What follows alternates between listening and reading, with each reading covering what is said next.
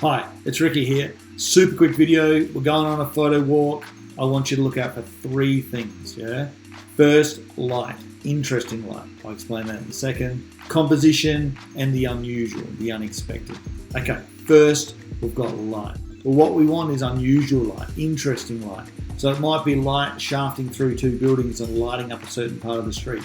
It might be the color of the light, nice warm afternoon light.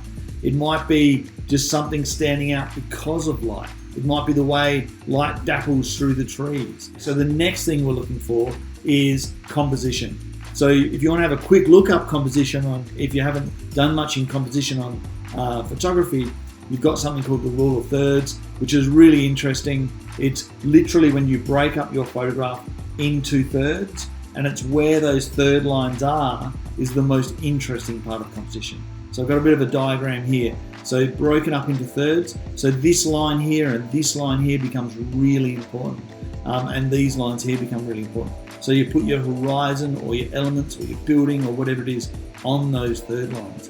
But other things you want to kind of look out for is diagonals. So diagonals where lines within the image like go into the corners of your photograph can be really, really interesting. The third thing is we're going to look at is the unusual.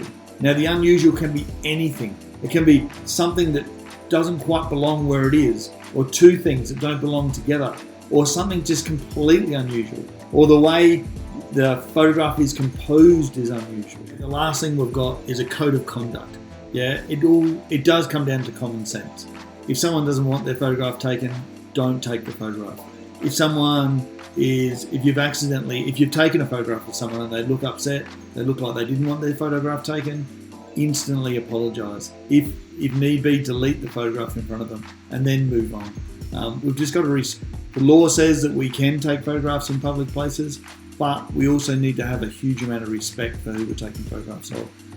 Also, don't take photographs of people in compromised positions.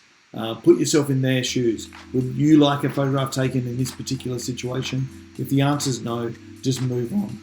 Get out there, have fun, and please share your images. Cheers.